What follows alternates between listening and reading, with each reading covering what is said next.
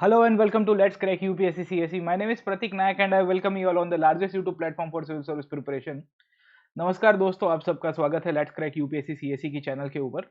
और हम लोग डिस्कस कर रहे हैं on the rise of Hitler. हमने एनसीईआरटी के टॉपिक्स को पढ़ना शुरू किया था और बहुत इंटरेस्टिंगली कॉम्प्रिहेंसिव वे के अंदर हम लोग स्टैंडर्ड 9th के एनसीईआरटी वर्ल्ड हिस्ट्री के अंदर डिस्कस कर रहे हैं।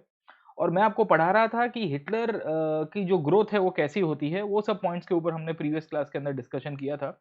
जो बच्चे नए नए जुड़ रहे हैं उन सबको मैं वेलकम करता हूँ, और जिनको मेरे बारे में थोड़ा बहुत नहीं पता है उनको ये भी बता देता हूँ कि मैं हिस्ट्री पढ़ाता हूँ। मैं पिछले 7 साल से ऑलमोस्ट अभी 8 साल कंप्लीट होने आए हैं हिस्ट्री, आर्ट एंड कल्चर और साथों साथ गवर्नेंस जैसे टॉपिक्स को और आईआर जैसे टॉपिक्स को कॉम्प्रिहेंसिव कराने के लिए जाना जाता हूँ। I also had a brief experience of working with the state government as I was in the state services, Gujarat state services की बात करेंगे तो। और मेरा जो पैशन है वो हिस्ट्री के प्रति है। इसके लिए आपके साथ यहाँ पे लेट्स क्रैक यूपीएससी सीएसई के चैनल के ऊपर हिस्ट्री को बहुत कॉम्प्रिहेंसिव वे के अंदर डील कर रहा हूँ। हिस्ट्री के साथ साथ I also teach on Unacademy plus.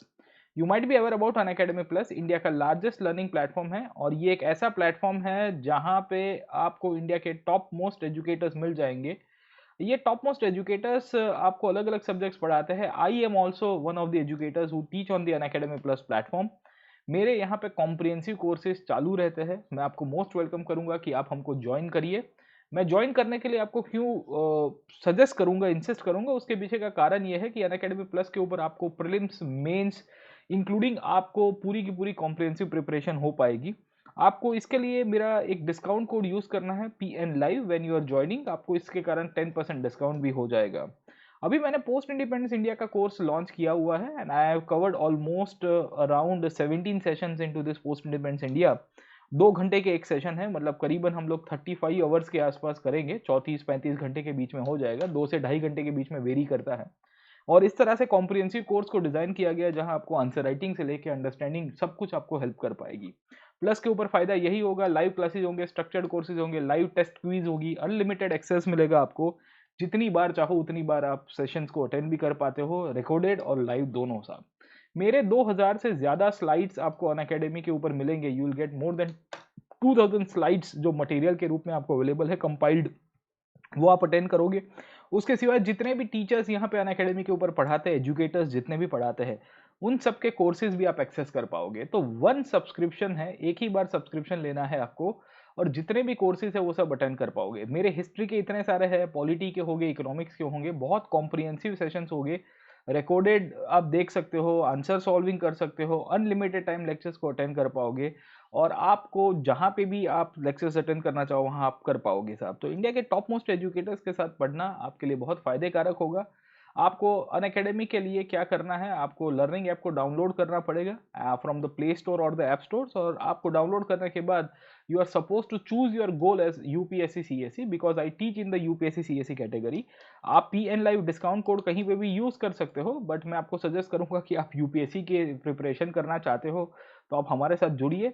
और आपको सब्सक्रिप्शन 2 प्रकार का मिलेगा, एक प्लस सब्सक्रिप्शन मिलेगा, दूसरा आइकॉनिक मिलेगा। आइकॉनिक के अंदर आपको पर्सनल कोच अपॉइंट किया जाता है। You will be given the facility of a personal coach. ये पर्सनल कोच आपको हेल्प करेंगे in your preparation, like the answer writing, study planner, personalize feedback, ये सब के अंदर। आपको अगर आइकॉनिक सब्सक्रिप्शन लेना है तो 1 ईयर की फीस है 57,600 और 2 ईयर्स की है 89,100 after using the discount code PN live. तो आप जब भी सब्सक्रिप्शन लेने का प्लान कर रहे हैं 10% डिस्काउंट कोड हमेशा याद रखिएगा, PN लाइव, प्रतीक नायक लाइव आपका रहेगा। इसके सिवाय आपको दूसरा जो सब्सक्रिप्शन अवेलेबल है वो नॉर्मल प्लस का सब्सक्रिप्शन है। प्लस का सब्सक्रिप्शन 1 ईयर का 39,600 में अवेलेबल है और 2 ईयर्स का 57,600 है। ये भी डिस्काउंट कोड यूज करने के बाद मैं आपको बता देता हूं कि फीस आपकी बढ़ने वाली है और 24 अक्टूबर के बाद, मतलब कल से 24 अक्टूबर के बाद ये फीस आपकी इंक्रीज हो जाएगी। तो पहले जो फीस आपकी 1 ईयर की 39,600 थी after using the discount code, ये फीस 44,500 में कवर होगा और 2 ईयर्स का 57,000 था, वो अभी 64,800 हो जाएगा। तो प्लीज टेक योर सब्सक्रिप्शन, आपके पैसे बचेंगे दोस्तों।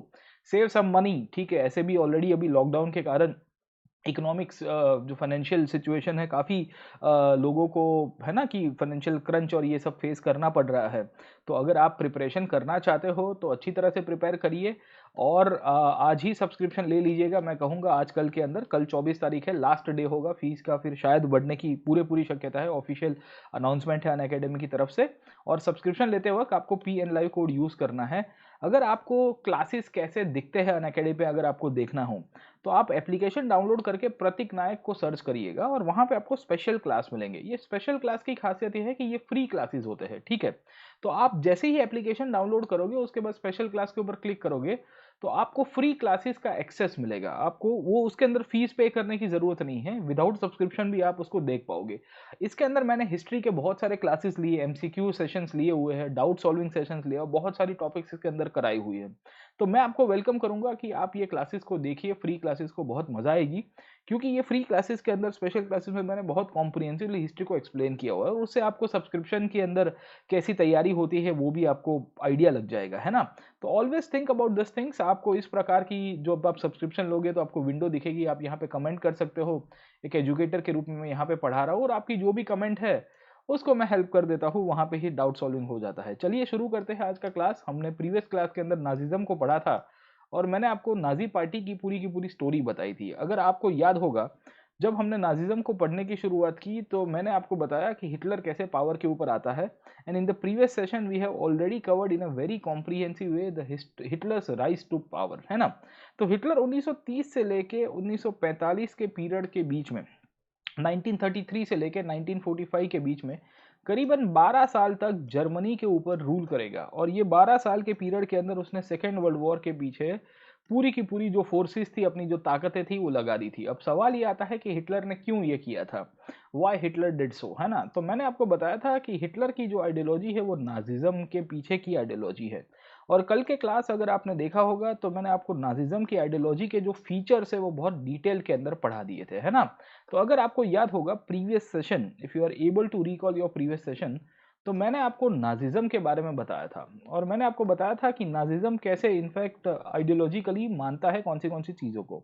तो नाजिज्म एक चीज़ के अंदर मानता है जिसे हम लोग कहते हैं रेशियल हायरार्की। क्या कहता है? Racial hierarchy. और रेशियल हायरार्की के रूप में नाजिज्म ने कहा कि जर्मनी के अंदर, ये पूरी दुनिया के अंदर दो प्रकार के लोग हैं। एक आर्यन लोग है और दूसरी जो है वो है नॉन आर्यन लोग है साहब। और जब हम लोग आर्यन लोगों की बात करेंगे, when we be talking about the Aryan race, तो हिटलर ने क्या बताया? हिटलर ने बताया कि as a part of the Aryan race the Germans are the purest Aryans. German race जो है वो सबसे प्योरेस्ट है।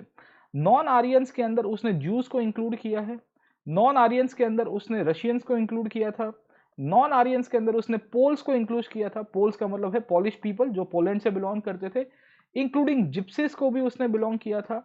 और इसने कहा था कि इन सबको जीने का अधिकार नहीं है, इनको हम लोग खत्म कर देंगे साहब। इनफैक्ट हिटलर की रेशियल हायरार्की वहां तक चलती थी जहां वो कहता है कि खाली और खाली वैसे ही लोगों को सरवाइव करना चाहिए जो फिट लोग होंगे, जिसे हम लोग क्या कहेंगे, सर्वाइवर ऑफ द फिटेस्ट की आइडियोलॉजी है, उसके अंदर हिटलर मानता था।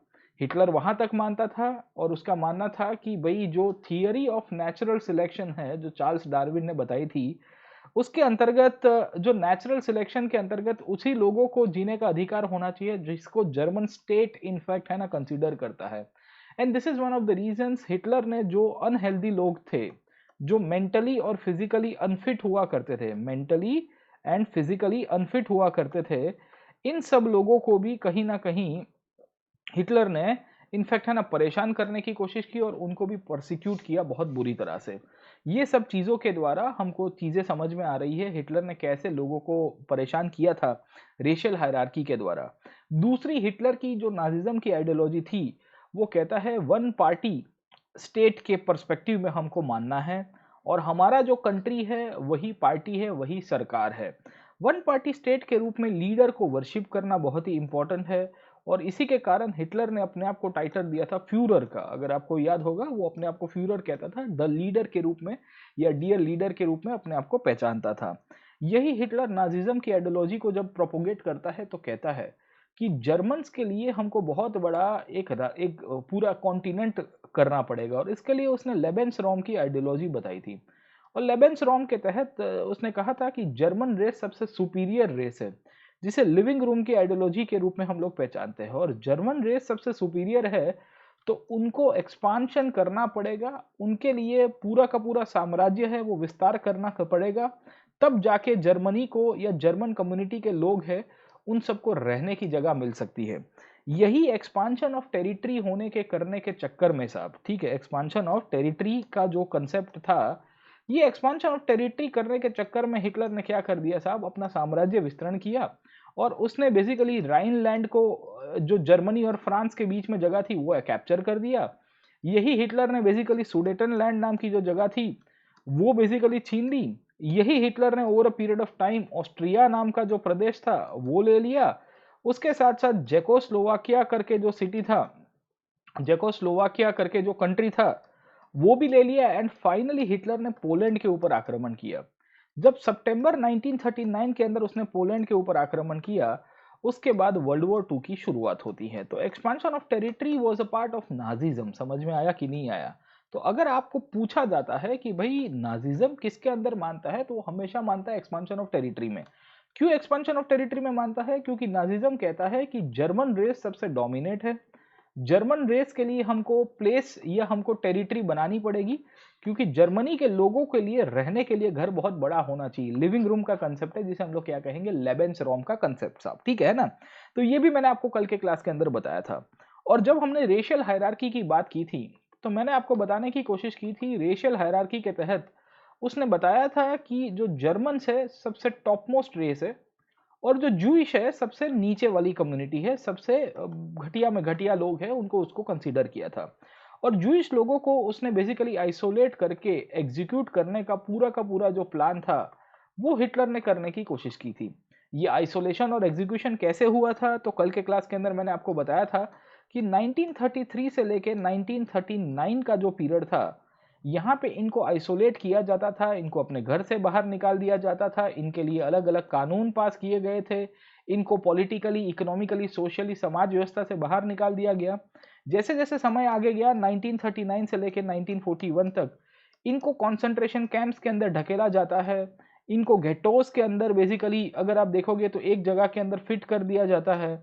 और मैंने आपको बताया था कि ये जो गेटोस के अंदर जब इनको फिट किया गया तो इनकी सिचुएशन और खराब हो गई। 1941 के बाद हमको देखने को मिलता है कि हिटलर ने बहुत सारे जूस को गैस चैम्बर्स के अंदर डाल दिया और गैस चैम्बर्स में डालने के बाद उनको पूरी तरह से खत्म कर दिया गया। ये जो जूइश पॉपुलेशन जो थी उसके अंदर करीबन 5 मिलियन मतलब 50 लाख के आसपास लोगों को उसने खत्म किया था। और जितने भी जूइश लोग थे, वो चाहे जर्मन ओरिजिन जूइश हो, वो चाहे पॉलिश ओरिजिन जूस हो, वो चाहे डेनमार्क के ओरिजिन जूस हो, पूरे यूरोप के अंदर जहां जहां यहूदी दिखते थे उनको मारा जाता था। इनफैक्ट यहूदियों को कंपलसरी अपने अपनी जो चेस्ट वाला रीजन है वहां पे उसको एक स्टार लगाना पड़ता था, डेविड का स्टार कहते हैं साहब। और हिटलर ने एक ही चीज बताई थी कि ये जूस लोग हैं, उन्होंने क्रिश्चियनिटी को तबाह करने की कोशिश की थी, इसके लिए मैं उनको परसिक्यूट कर रहा हूँ, इसके लिए मैं उनकी पिटाई कर रहा हूँ, उनको खराब कर रहा हूँ साहब। तो हिटलर की आइडियोलॉजी जो थी बहुत ही घटिया थी, उसमें कोई दो राय नहीं है, और उसके कारण बहुत सारे लोगों को, बच्चों को अनाथ होना पड़ा, बहुत सारी घटनाएं होती है। अब सवाल ये आता है कि हिटलर जब इस प्रकार के कॉन्सेंट्रेशन कैंप्स के अंदर लोगों को डाल रहा था और लेटर ऑन उसको गैस चैम्बर्स के अंदर डाल रहा था, तो उन सब कंडीशंस में बहुत लोगों ने भागने की भी कोशिश की थी, काफी लोगों को मार दिया गया था, क्योंकि हिटलर का एक ही मानना था कि ज्यूस को कोई भी इनफेक्ट सुधार नहीं सकता है, इनका फाइनल सॉल्यूशन यही है कि उनको एलिमिनेट कर देना चाहिए। तो elimination of Jews was a part of the Nazi ideology. अब सवाल ये आता है कि जर्मनी के अंदर हिटलर ने ये सब पूरा का पूरा तांडव किया, जर्मनी के अंदर हिटलर ने ये पूरा का पूरा तांडव किया, तो लोगों ने उसको क्यों सपोर्ट किया? आप समझने की कोशिश करिए कि एक इंसान ऐसा है जो जर्मनी के अंदर ह्यूमैनिटी को बहुत बड़े खतरे के अंदर डाल रहा है, पूरे दुनिया के अंदर वो ह्यूमैनिटी के एक क्राइसिस क्रिएट कर रहा है, और इतने सारे लोगों को वो गैस चैम्बर के अंदर, छोटे से कमरे के अंदर लॉक करके जहरीला गैस लगा के उनको मार देता था। जर्मन पॉपुलेशन और जर्मन कम्युनिटी उसके विरोध में नहीं बोलती है, जर्मन कम्युनिटी और जर्मन पॉपुलेशन कहती है कि भाई हम तो इसके फेवर में हैं, ऐसा तो क्या हो गया था। तो इसके पीछे आपको मिलेगा वो है प्रोपोगंडा ऑफ हिटलर। और प्रोपोगंडा की बात करेंगे तो हिटलर ने जो चीजों को मार्केटिंग किया था, ये मार्केटिंग करने के कारण बेसिकली एक एंटी जूइश फीलिंग बनने की शुरुआत होती है। और एंटी जूइश फीलिंग जो है वो एडल्ट पॉपुलेशन के अंदर तो उसको करनी ही थी। एडल्ट पॉपुलेशन के साथ साथ जो यूथ पॉपुलेशन है उसके अंदर भी उसको ये फीलिंग डेवलप करवानी थी। हिटलर वांटेड कि आपकी जो युवा वर्ग है, जो यूथ पॉपुलेशन है, उसके अंदर भी ये सब चीजें होनी चाहिए साहब, ठीक है ना। तो हिटलर इसी के लिए जो यूथ है उसको टारगेट करता था, right from the schools, right from the colleges. और वहां से ही उनको एक पूरी की पूरी हिटलर की जो नाजी आइडियोलॉजी उसके अंदर कन्वर्ट कर दिया गया साहब, ठीक है ना। तो एनसीईआरटी के अंदर बहुत इंटरेस्टिंगली ये टॉपिक को एक्सप्लेन किया गया है, जहां यूथ इन नाजी जर्मनी के बारे में लिखा है कि युवा कैसे हुआ करते थे जर्मनी के अंदर, युवाओं का क्या हाल हुआ करता था जर्मनी के अंदर। जर्मनी के अंदर जो यूथ पॉपुलेशन थी, खास करके स्कूल गोइंग जो चिल्ड्रन थे, उनको किस तरह से प्रोपोगंडा के तहत टारगेट किया जाता है। अब देखो ये बहुत इंटरेस्टिंगली टॉपिक है, आप सुनिएगा, आपको बहुत सारी चीजें यहां से क्लियर होगी। मैं आपको ये इसके लिए बता रहा हूं क्योंकि जो यूथ होता है, यूथ, उसको जब आप टारगेट करते हो और उसको बचपन से ही ब्रेन वॉश कर देते हो तो वो कुछ भी करने के लिए आपको फेवर में आ जाएगा। जब मैं आपको सबसे पहले की बात करूंगा, वर्ष था करीबन 1800s के आसपास का, और 1800 के आसपास के साल के अंदर Napoleon was the ruler of France. Napoleon उस टाइम पे फ्रांस के ऊपर शासन कर रहा था। और नेपोलियन ने भी इस प्रकार से एजुकेशन को शुरू किया था, जहां उसने कहा कि एजुकेशन हमारे कंट्रोल में होना चाहिए, the education should be under the state control and the state propaganda. अब नेपोलियन क्यों एजुकेशन को स्टेट कंट्रोल और स्टेट प्रोपोगंडा के अंदर मानता था, क्यों उसको कंसीडर करवाता था, उसके पीछे दो तीन कारण थे। सबसे फंडामेंटल कारण अगर आप नेपोलियन का देखोगे स्टेट प्रोपोगंडा करने के पीछे ये था, क्योंकि नेपोलियन चाहता था कि जो फ्रांस की जो यूथ पॉपुलेशन है उसके कंट्रोल में रहे, उसके उसकी पूरी विचारधारा के उसके साथ सहमत हो। यही चीज उसके बाद ब्रिटिशर्स ने इंडिया के अंदर की, जब ईस्ट इंडिया कंपनी पावर के ऊपर आई और 1835 के आसपास का पीरियड था। मैंने शायद स्टैंडर्ड 8 के एनसीईआरटी के अंदर बताया था कि अगर आप यूथ पॉपुलेशन को अपने फेवर में लेते हो, यंग चिल्ड्रन को अपने फेवर में लेते हो, तो बड़े होने के बाद वो जो बच्चे जब बड़े हो जाएंगे तो उसके बाद ऑटोमेटिकली आपके फेवर में ही वो बोलेंगे, क्योंकि वो आपके द्वारा पढ़ाए गए हैं, आपकी विचारधारा के साथ पूरी तरह सहमति रखते हैं। और इसी के कारण जो यूथ है वो यूथ को उसने डाइवर्ट कराने के लिए पूरी साजिश कर दी। हिटलर भी यही करता है। हिटलर ने जो यूथ है उसको डाइवर्ट करने के लिए, उसको अपने फेवर में लेने के लिए जो नाजिज्म की आइडियोलॉजी है वो बेसिकली स्कूल्स के अंदर डालने की शुरुआत कर दी। And this is one of the reasons आपको एनसीईआरटी के अंदर बहुत इंटरेस्टिंगली यूथ पॉपुलेशन के बारे में बताया गया है।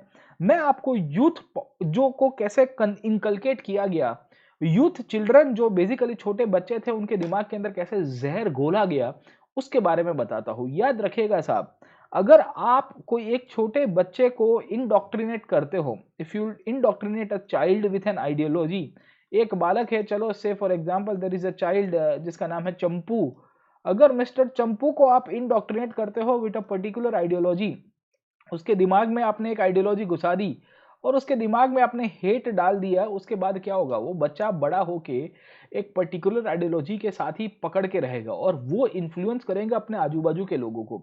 जब ये बालक बड़ा होगा तो he will be influencing his family. जब ये बालक बड़ा होगा तो अपनी आजू बाजू के सराउंडिंग्स के लोग हैं उनको इम्पैक्ट करेगा।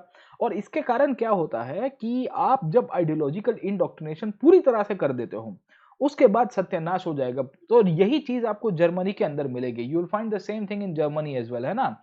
तो हिटलर क्या करता है, हिटलर बहुत इंटरेस्टेड था कि जर्मनी के जो यूथ है उसको अपने फेवर में ले ले। और वो चाहता था कि अगर आपको नाजी सोसाइटी के अंदर जो हिटलर की आइडियोलॉजी को प्रोपोगंडा फैलाना है तो छोटे बच्चों को पढ़ा दिया जाए। छोटे बच्चों को पढ़ाने के बाद ऑटोमेटिकली जो नाजी आइडियोलॉजी है, नाजी पार्टी की विचारधारा है, वो पॉपुलर हो जाएगी साहब, ठीक है। And this is one of the reason Hitler क्या डिसाइड करता है, हिटलर डिसाइड करता है कि I will be controlling the children inside and outside the school. School के बाहर और स्कूल के अंदर जो भी बच्चे होंगे उनको मैं कंट्रोल करूंगा साहब। कैसे करेंगे साहब, स्कूल के अंदर और स्कूल के बाहर? तो हिटलर ने कहा कि स्कूल के अंदर जो सिलेबस पढ़ाया जाता है, स्कूल के अंदर जो टेक्स्ट बुक पढ़ाई जाती है, स्कूल के अंदर जो करिकुलम है, वो करिकुलम हमारी द्वारा सरकार डिसाइड करेगी। अब आपको भी पता होगा कि सिलेबस करिकुलम जब सरकार डिसाइड करती है और सरकार एक आइडियोलॉजी के फेवर में रहती है तो वही चीजें टेक्स्ट बुक के अंदर डलवाई जाती हैं। हिटलर ने भी यही किया। उसने जितनी भी स्कूल्स थी जर्मनी के अंदर उन सबको क्लिनजिंग करने की शुरुआत की, उन सबको प्योरीफाई करने की शुरुआत की। अब आप समझने की कोशिश करिए उसने शब्द का भी कैसे उपयोग किया है, purification, cleansing. What do you mean by this words my friend? ये शब्दों का मतलब क्या होता है? हिटलर ने बच्चों को बचपन से ही इस प्रकार का जहर घोलवाना शुरू किया जहां बच्चों को जस्टिफाई किया जाता था कि सरकार ये जो काम कर रही है वो उचित काम कर रही है, सरकार ये जो कार्य कर रही है वो ठीक कार्य कर रही है। उसने सरकार की जो विचारधारा है वो बच्चों को इन तरह से डाली जहां उनको बोला गया कि देखिए हम जो इनफैक्ट ये जो यहूदियों को मार रहे हैं या यहूदियों को अपने घर से बाहर निकाल के वहां पे जर्मन पॉपुलेशन को सेटल करवा रहे हैं, यहूदियों के फंडामेंटल राइट्स, उनके ह्यूमन राइट्स, उनकी सिविल लिबर्टीज को ले रहे हैं, उसमें कोई गलत काम नहीं कर रहे हैं। क्योंकि बच्चे बच्चे तो मन के सच्चे होते हैं। आपको भी पता है कि छोटा बालक जो होता है उसके दिमाग में आपने जैसी चीजें डाली वो बड़ा होके वैसी ही आइडियोलॉजी के साथ पूरी तरह से रंगा जाता है। हिटलर के साथ भी यही होता है कि हिटलर बच्चों को क्लींस करना चाहता था। अब आप समझने की कोशिश करिए, एक बच्चे के ऊपर, कोई भी एक बालक होता है, कोई भी एक छोटा बच्चा होता है, उसके ऊपर सबसे बड़ी इफेक्ट कौन डालता है? तो जो भी आइडियोलॉजिकल इंडोक्ट्रिनेशन होता है कोई भी बालक के ऊपर, वो चाहे पेरेंट्स के द्वारा किया जा सकता है या टीचर्स के द्वारा किया जा सकता है। मैं आपको क्यों ये बताता हूं, क्योंकि ये एथिक्स का भी बहुत इंपॉर्टेंट पार्ट है।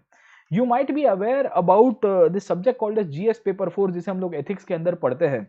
और एथिक्स की जब हम लोग बात करते हैं तो नीति शास्त्र के अंदर एक टॉपिक आता है जिसे हम लोग कहते हैं सोर्सेज ऑफ एथिक्स। क्या टॉपिक आता है? Sources of ethics. जब हम लोग सोर्सेज ऑफ एथिक्स को पढ़ते हैं तो सोर्सेज ऑफ एथिक्स के अंदर एक बहुत ही इंपॉर्टेंट और सिग्निफिकेंट पोर्शन कवर होता है जहां पे आपका टॉपिक के अंदर इंक्लूड किया गया है वो है कि which are the factors that affecting the ethics. कोई भी बंदा जो सोचता है, कोई भी इंसान जो विचारधारा रखता है, उसको कौन से परिबलों के कारण उसके एक विचारधारा, अपने बायसेस, अपने जो आइडियोलॉजी होती है, उसमें बच्चे को अपने माँ बाप सिखाते हैं कि बेटा ये सही है या गलत है, या बच्चे को टीचर सिखाते हैं। आप जब स्कूल के अंदर भी होंगे, when ever you will be in the school, तो स्कूल के अंदर भी आपके टीचर ने आपको ये बताया होगा कि बेटा दिस इज गुड और दिस इज बैड साहब, ठीक है। तो हिटलर ने क्या किया कि हिटलर को पता था कि अगर कोई भी बच्चे की आइडियोलॉजी चेंज करनी है तो पहले टीचर को पकड़ना पड़ेगा। क्या करना पड़ेगा? टीचर को पकड़ना पड़ेगा साहब, ठीक है ना। तो हिटलर ने देखा कि उसकी जो टीचिंग सिस्टम है उसमें बहुत सारे जूइश टीचर भी हुआ करते थे, या बहुत सारे ऐसे टीचर थे जो हिटलर की प्रोपागेंडा को सूट नहीं करते थे। There were many teachers who was of the Jewish origin. There were many teachers who were politically unreliable. Politically unreliable मतलब क्या है कि ये न्यूट्रल टीचर्स थे, ये ऐसे टीचर्स थे जो रैशनल हुआ करते थे, ये ऐसे टीचर्स थे जिन जो चाहते थे कि बच्चों को कुछ नेगेटिव ना पढ़ाया जाए, ना समझाया जाए साहब, ठीक है ना। तो हिटलर ने क्या किया साहब? हिटलर ने जब अपने हाथ में कंट्रोल लिया 1933 ऑनवर्ड से, और नाजी पार्टी की जो आइडियोलॉजी थी उसको प्रोपोगेट करने के लिए उसने नाजिज्म इन एजुकेशन का जो पूरा का पूरा आइडियोलॉजी है उसके तहत पूरी तरह से सिस्टम को कंट्रोल करने की कोशिश की। कैसे की साहब? तो पहले टीचर्स को हटा दिया गया। Any teacher who is found of the Jewish community, कोई भी टीचर जो होगा जो जूइश ओरिजिन का होगा उसको डिसमिस कर दिया जाता था कि चल बेटा तुम घर पे जाओ, कल के बाद आना मत साहब नौकरी के ऊपर साहब, ठीक है ना। ऐसे भी यहूदियों का बॉयकॉट करना उसने शुरू कर दिया था 1933 ऑनवर्ड से ही। उसके बाद अगर आप समझोगे कि ऐसे टीचर्स जो जर्मन हैं, बट ये जर्मन टीचर बहुत ही रैशनल है, और ये जर्मन टीचर ने कहा कि भाई मैं कुछ गलत नहीं पढ़ाऊंगा बच्चों को, I will not teach anything wrong to my students because my students are the future of this country. Hitler ने इनको भी कहा कि बेटा तू भी घर पे चला जा साहब, है ना, तुम मेरे सामने बोलने की हिम्मत कैसे करते हो, गेटिंग माय पॉइंट, है ना। तो हिटलर क्या करता है आप समझने की कोशिश करिए। पहले तो टीचर्स को घर पे भेज देगा। अब ऐसे ही टीचर्स वहां पे आएंगे जो हिटलर की आइडियोलॉजी को सपोर्ट करते हैं, समझे कि नहीं समझे, है ना। तो जो हिटलर की आइडियोलॉजी है, कौन सी आइडियोलॉजी दोस्तों? नाजिज्म की आइडियोलॉजी को सपोर्ट करने वाले जो टीचर्स है उन्हीं को ही नौकरी के ऊपर रखा जाता है सबसे पहले। So for the very first time we find कि Hitler will make sure only and only the Nazi supporter teachers will be appointed to the job. तो जॉब के अंदर इनफैक्ट जब उसने टीचर्स को पूरी तरह से निकाल दिया, उसके बाद हमको क्लियर कट पिक्चर दिख रहा है कि उसने पूरी तरह से इनफैक्ट है ना जो सिस्टम है उसको अपने कंट्रोल में लेने की भी कोशिश की है साहब, ठीक है ना? तो टीचर्स को जब उसने कंट्रोल में लिया, वी फाइंड कि जो टीचर्स ने कंट्रोल में लिया उसके बाद तो पूरी तरह से टीचर्स नए आ गए। उसके बाद उसने क्या किया साहब, उसने बच्चों को सेग्रीगेट करने की शुरुआत की और जो बच्चे स्कूल के अंदर थे, जो बच्चे स्कूल के अंदर थे, उसमें उसने ऑर्डर निकलवाया कि जर्मन और जूइश चिल्ड्रन जो है वो साथ में नहीं बैठ सकते, वो साथ में खेल नहीं सकते। यार आप देखिए कि ये बच्चों के अंदर कितना बड़ा जहर घुलवाने की कोशिश कर रहा था। Why he was trying to like no provoke the children and he was trying to identify the children in such a way जहां वो चिल्ड्रन के प्रति असंवेदनशील तो था ही, पर वो बच्चों के अंदर इस प्रकार का जहर निकाल रहा था। तो उसने क्या किया कि जर्मन बच्चों को इस प्रकार का समझाया कि आप यहूदियों के साथ मत खेला करिए, क्योंकि अगर आप यहूदियों के साथ खेलोगे, अगर आप यहूदियों के साथ रहोगे तो आप इम्प्योर बन जाओगे। और बच्चों को तो ये दिमाग के अंदर डाल दिया गया, उसके बाद बच्चे तो नहीं खेलेंगे साहब, ठीक है। धीरे धीरे धीरे धीरे करके पहले जूस को आइसोलेट किया गया, जूस चिल्ड्रन को स्कूल के अंदर उनको आइसोलेट कर दिया गया और जो जूइश कम्युनिटी थी उन सबको बोल दिया गया कि आप अनडिजायरेबल बच्चे हैं, you are very undesirable children. This undesirable children include the Jews, physically handicap people, gypsies, इन सबको स्कूल के बाहर भेज दिया जाता है। तो यू कैन इमेजिन कि क्या सिचुएशन रही होगी जर्मनी के अंदर, जहां बहुत बड़ी मात्रा के अंदर on a very large scale so many children were thrown out of schools. तो मतलब टीचर भी गायब हो गए, बच्चे भी गायब हो गए। गेटिंग माय पॉइंट है ना? वो बच्चों को भी घेटों के अंदर भेज दिया जाता था और इस तरह से many of the children were also taken to the gas chambers. मतलब हिटलर की धिक्कार देखिए, उसने यहूदियों को तो गैस चैम्बर के अंदर बड़े को तो डाला था, बुजुर्गों भी डाला था, हैंडीकैप लोगों को डाला था, जिप्सीज को डाला था, उसने गैस चैम्बर के अंदर बच्चों को भी इनफैक्ट फेंक दिया कि भाई तुम भी जाओ, तुमको भी जीने का अधिकार नहीं है। तो कितनी प्रकार की हेट प्रोपोगंडा वहां पे जर्मनी के अंदर चलती थी, जहां बच्चों को टारगेट किया जाता था और जो जर्मन ओरिजिन बच्चे हैं उनको ही स्कूल के अंदर दाखिला देना, जर्मन ओरिजिन बच्चे हैं उन्हीं को ही खाली जो है ना स्कूल एजुकेशन के अंदर इंक्लूड करना, ये सब चीजों के द्वारा हमको देखने को मिलती है कि बच्चों को जस्टिफाई किया गया। अब आप समझने की कोशिश करिए, जैसे ही हिटलर ने नाजी बच्चों को हटा दिया, the moment we find the Nazi students were removed from the और I would say the Jewish students were removed from the school education, school के अंदर से उसने हटा दिया। उसके बाद जो अच्छे बच्चे हैं हिटलर के हिसाब से, कौन से बच्चे हैं? गुड जर्मन चिल्ड्रन, जर्मनी के जो बच्चे हैं वो अच्छे बच्चे हैं साहब, ठीक है। उनको नाजी एजुकेशन देने की शुरुआत होती है। अब कैसे नाजी एजुकेशन देने की शुरुआत होगी? तो उनको बचपन से ही सिखाया जाता था आइडियोलॉजिकल ट्रेनिंग के द्वारा कि आप जो काम कर रहे हो वो अच्छा काम कर रहे हो। अगर आप कोई यहूदी बालक को मारते हो तो आप कुछ गलत नहीं कर रहे हो। स्कूल की जो टेक्स्ट बुक्स थी उसको रीराइट किया जाता है। आप समझिए कि बच्चों की स्कूल की टेक्स्ट बुक्स को रीराइट करना मतलब बचपन से ही दिमाग के अंदर जो खाली दिमाग होता है बच्चे का, कोई भी चिल्ड्रन होता है, उसके दिमाग के अंदर आप इस प्रकार की आइडियोलॉजी डालते हो तो क्या होगा, what will happen my friend, है ना? तो ये सिचुएशन थी जर्मनी के अंदर। हाँ, रेशियल साइंस को इंट्रोड्यूस किया गया जर्मनी के अंदर। जो नाजी आइडिया ऑफ रेस, मैंने आपको कल के क्लास के अंदर बताया था कि कैसे नाजिज्म कहता था कि जर्मन रेस सबसे प्योरेस्ट रेस है, जर्मन्स कैसे है, सबसे प्योरेस्ट है and they are suppose to dominate over the whole world साहब, है ना? उसको जस्टिफाई किया गया बच्चों के अंदर। आप समझिए यार, बच्चे कितने वो है ना कि हम लोग कहते हैं कि मासूम होते हैं। बच्चों को जब आप इस प्रकार की आइडियोलॉजी से उनको परेशान कर रहे हो या उनको काइंड ऑफ है ना जिस जिस हिसाब से आप उनके ऊपर इंडोक्ट्रिनेशन कर रहे हो, ये कहाँ तक रुकेगा साहब, ठीक है। So this is one of the reasons पूरी तरह से जो एंटी जूइश फीलिंग और जो अनडिजायरेबल कम्युनिटी के लोग थे, वो चाहे जिप्सी हो गए जो नोमैडिक लोग थे, या उसी के अंदर अगर हम लोग समझने की कोशिश करेंगे कि जो जो फिजिकली हैंडीकैप थे, जो अनफिट लोग हुआ करते थे, उन सबको पूरी तरह से हटाया गया है और बच्चों के अंदर जो जर्मन बच्चे हैं उनके दिमाग में जहर घोला गया। कैसे घोला गया आप समझने की कोशिश करिए।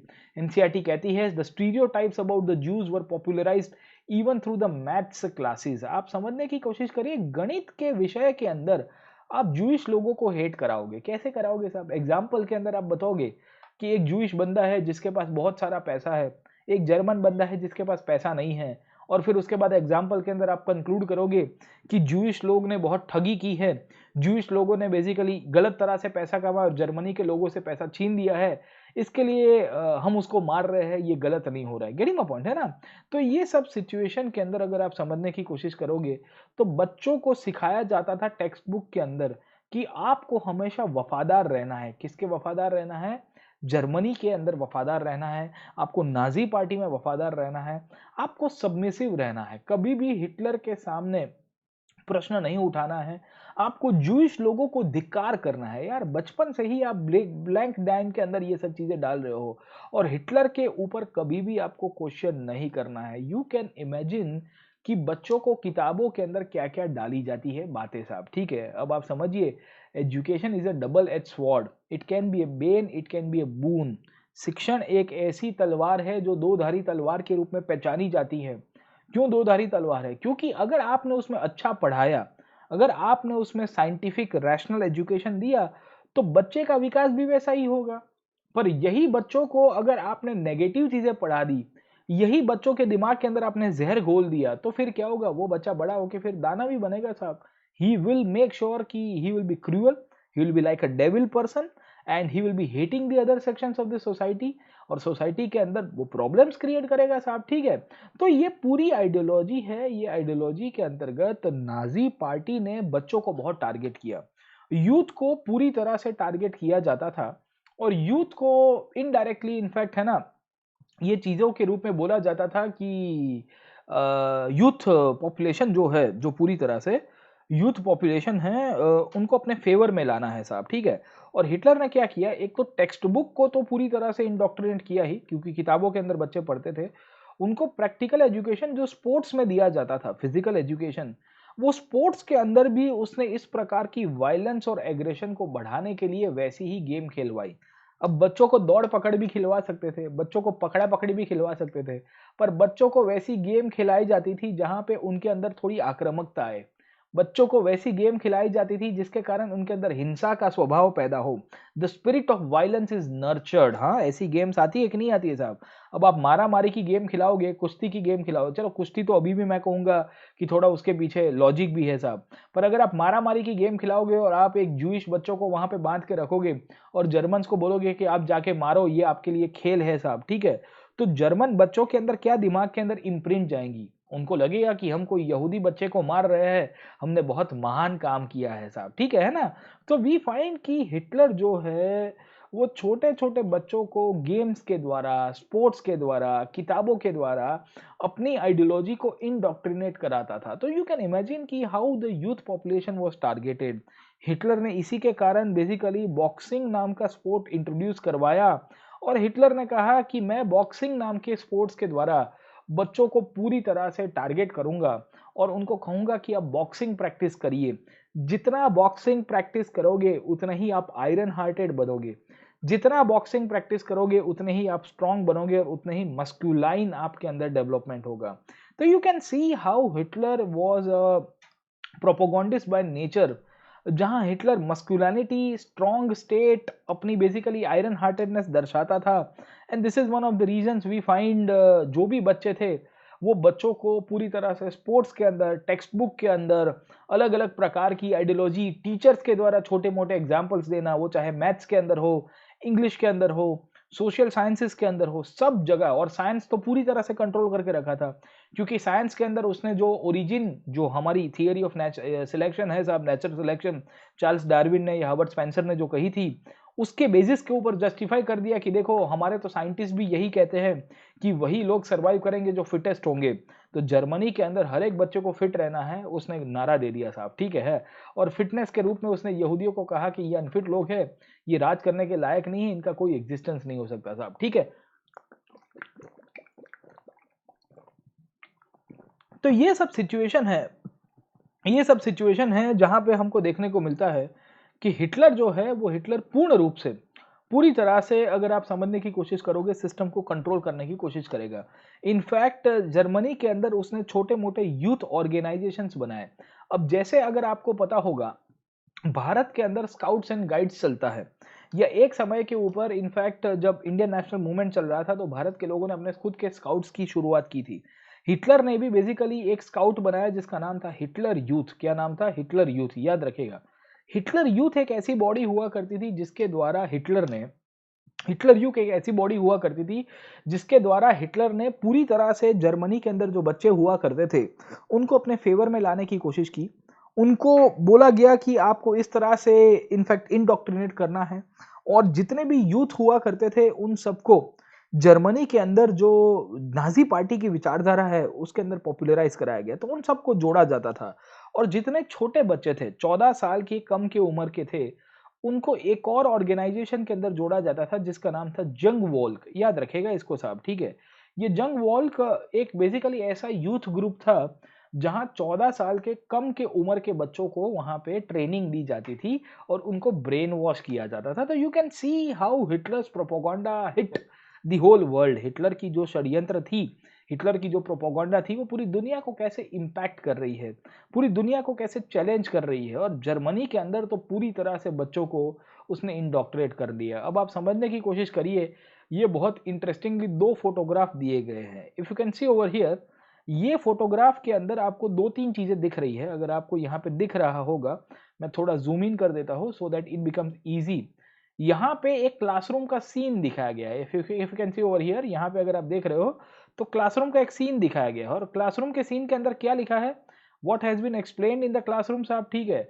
तो वहां पे बच्चों को जर्मनी के अंदर एंटी ज्यूइश, यहूदियों के सामने धिक्कार पैदा हो, उस प्रकार की राइटिंग बोर्ड के अंदर टीचर के द्वारा की जाती थी। और बेसिकली अगर आप समझने की कोशिश करोगे, ये फोटोग्राफ है, ये फोटोग्राफ के अंदर उन्होंने ऐसा प्रूव कराया है कि ये जो यहूदी लोग होते हैं, यहूदी लोगों का जो नाक होता है वो थोड़ा बेंट हो जाया होता है। यहूदी लोगों का नाक कैसा होता है? It looks like the figure 6। अगर आप समझने की कोशिश करोगे, कितना बड़ा प्रोपोगंडा था। उन्होंने कहा कि यहूदियों का नाक ऐसा रहता है, मतलब कोई यहूदी इंसान होगा, से फॉर एग्जाम्पल एक यहूदी इंसान ऐसा है सिर्फ, ठीक है ना, तो ये उसका नाक है साहब, ठीक है ना। तो बोला गया कि यहूदी कोई भी इंसान होगा उसका नाक ऐसा 6 की तरह लगता होगा। If you can C over here, ये 6 की तरह लगता होगा, ऐसा उन्होंने प्रोपोगेट करा है। खैर ऐसा होता नहीं है साहब, ठीक है। पर ये जो रेस के हिसाब की जो थियरी थी उसके द्वारा उसने कैटेगराइज करा है। अरे भाई, नाक जेनेटिक्स के ऊपर डिजाइन होता है साहब, ठीक है ना। ऊपर वाला देता है आपको, ठीक है, आपके जो भी जेनेटिक फीचर्स है वो आपको माँ बाप और अपना ऊपर वाला देता है साहब, ठीक है ना। जो नेचर है वो चूज करेगा कि आपकी फीचर्स कैसे आएंगे साहब, ठीक है ना। और आपके मदर फादर जो रेस से बिलोंग करते हैं, जो जेनेटिक हेरिडिटरी पास ऑन होती है, तब से आते हैं साहब, ठीक है। तो इसके बावजूद भी बच्चों को ऐसी चीजें सिखाई जाती है हिटलर के द्वारा कि कहा देखो कि यहूदी लोग ऐसे दिखते हैं, और बच्चों को पहले से ही वो है ना, बचपन से ही इस प्रकार की जो है नेगेटिविटी दर्शाई जाती है। अब आप समझिए कि ये बालक बड़ा होगा तो कितना धिक्कार करेगा साहब, ठीक है। उसी तौर के ऊपर एक एक और फोटोग्राफ यहाँ पे आपको दिख रहा होगा, एनसीईआरटी के अंदर दिया है। ये फोटोग्राफ के अंदर जूइश टीचर और जूइश चिल्ड्रन को, जूइश बच्चे जो थे और जूइश ओरिजिन जो शिक्षक थे उनको स्कूल से बाहर निकाल दिया जाता है साहब, ठीक है। This photograph explains the Jewish teacher and the Jewish pupils expelled from school under the jeers of the classmates। इनको जब हटाया जा रहा था तो इनके आजू बाजू के जो क्लासमेट थे बहुत खुश हो रहे थे कि देखो हमारे मास्टर जी को भगा दिया गया, देखो हमारे क्लास के अंदर जो गंदे लोग थे, जो इम्प्योर लोग थे, जो अनडिजायरेबल लोग हैं, उनको स्कूल से हटाया जा रहा है। So the children were so much happy. और बच्चे रो रहे हैं, अगर आप देखो यहाँ टीचर रो रहा है, यहाँ बच्चे रो रहे हैं कि क्या हो रहा है, क्या हो रहा है साहब, ठीक है ना। तो ये सिचुएशन थी जर्मनी के अंदर। This was the situation in Germany where Hitler was continuously targeting the minority community.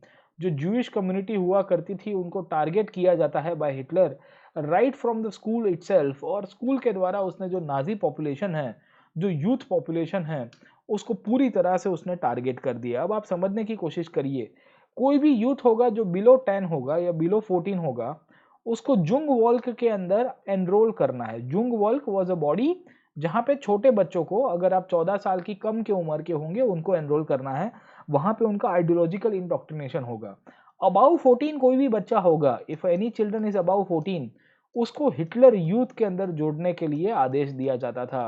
A children who is about 14 years old कोई भी इनफैक्ट बच्चा जो 14 साल की उम्र का हो गया है, उसको हिटलर यूथ में ज्वाइन कराया जाता था। उसको हिटलर यूथ में ज्वाइन कराने के बाद उसको और मोटिवेट किया जाता था कि तुम जाओ, तुम जाके टारगेट करो अपने यहूदियों को, अपने आजू बाजू के लोगों को साहब, ठीक है ना।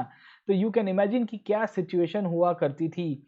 हिटलर ने 14 इयर्स के जितने भी बॉयज हुआ करते थे अबाउ आफ्टर 14 इयर्स साहब, ठीक है, उनको नाजी यूथ ऑर्गेनाइजेशन में ज्वाइन करने का आदेश दिया साहब, ठीक है। अब 14 साल की उम्र का बच्चा जो है वो मैच्योर हो चुका है।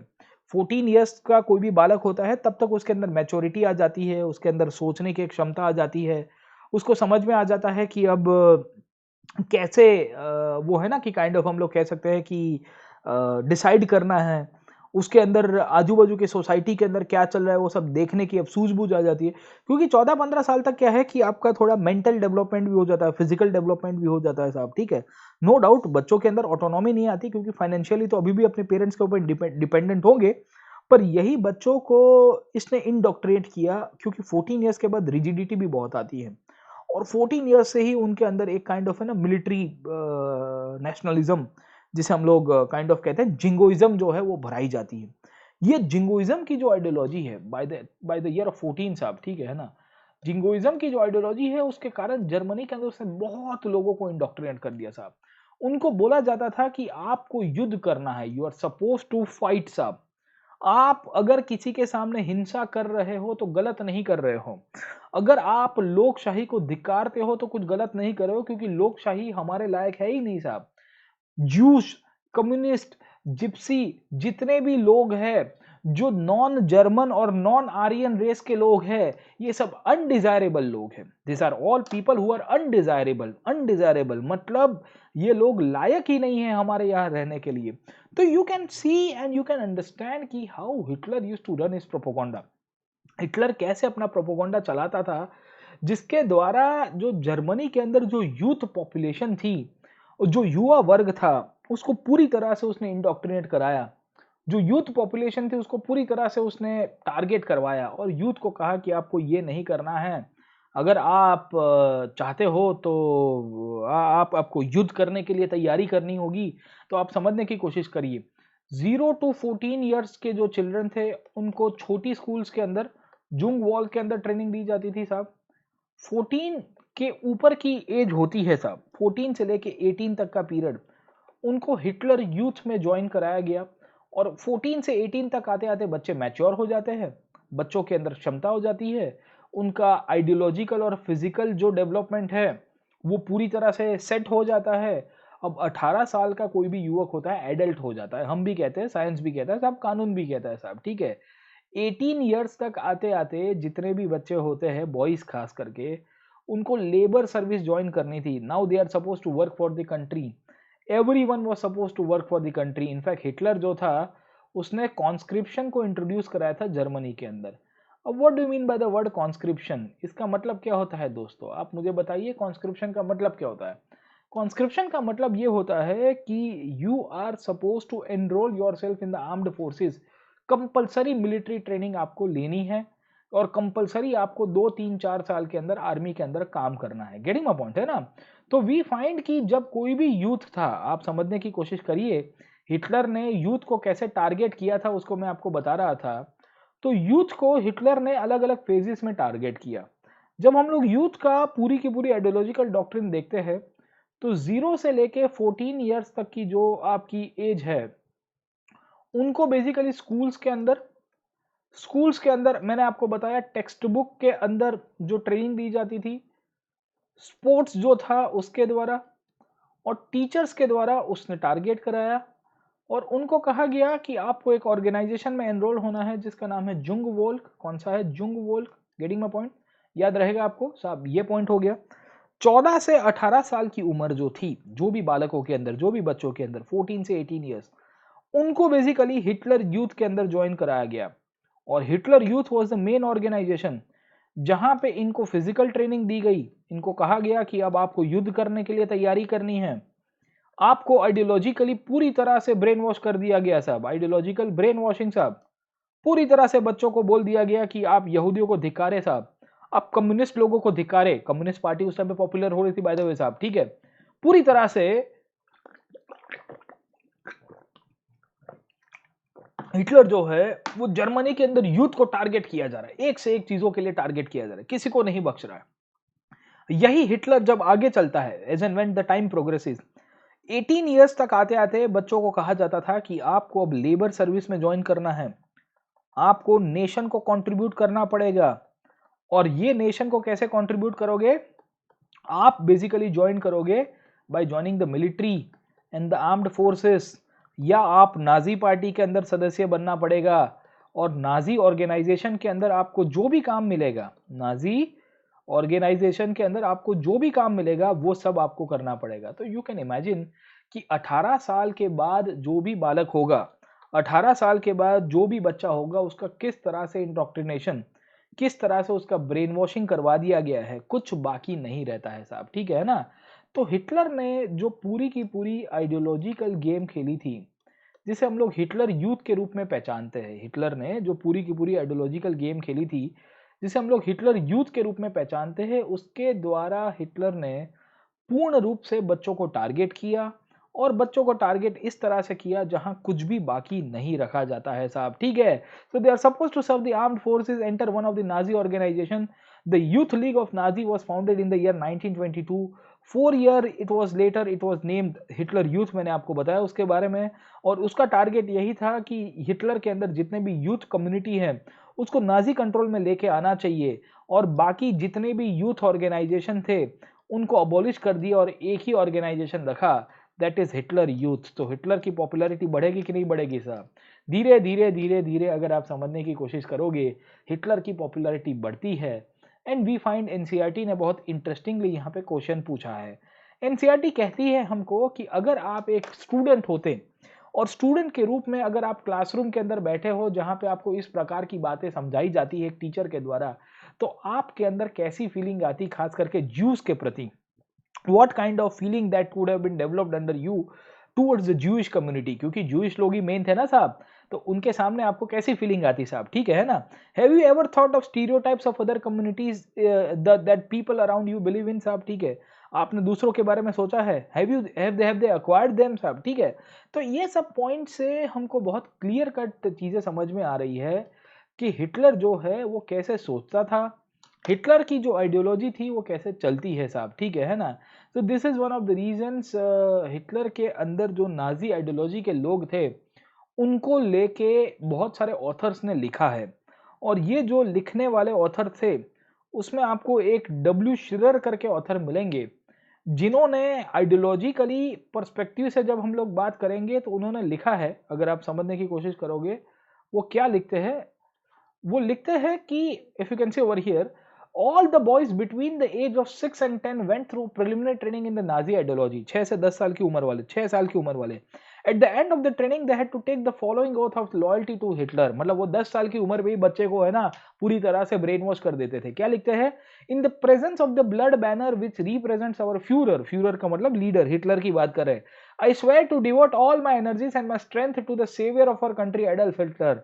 वो क्या कहते हैं कि मेरी जो भी एनर्जी है, मेरी जो भी क्षमता है, मैं हिटलर को दे देता हूँ साहब, ठीक है ना। सब कुछ मैं पूरी तरह से वफादार रहूंगा। हम कभी कभी ये कोर्ट के सीन देखते होंगे, बॉलीवुड के मूवीज के अंदर आता है, जहां वो हाथ के ऊपर वो गीता रखते हैं और वो कहते हैं कि मैं गीता की या संविधान की कसम खाता हूँ, मैं जो भी कहूंगा सच के सिवा कुछ नहीं कहूंगा। यहाँ बच्चों को हिटलर के प्रति वफादार रहने के लिए शपथ दिलाई जाती है साहब, ठीक है। लिखते हैं कि if I am willing and ready to give up my life for him so help me God. मैं हिटलर के लिए अपनी जान भी दे सकता हूँ, हे भगवान मुझे मदद कीजिए।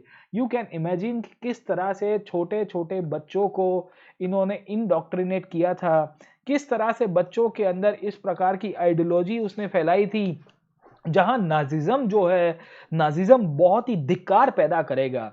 एनसीईआरटी के अंदर ये फोटोग्राफ दिया गया है जहां बच्चों को बेसिकली इस प्रकार के वो जो स्टार पहनाया जाता था, मैंने आपको बताया कि कोई भी बालक होगा जर्मन जूइश ओरिजिन का, उसको स्टार यहाँ पे लगवाना है।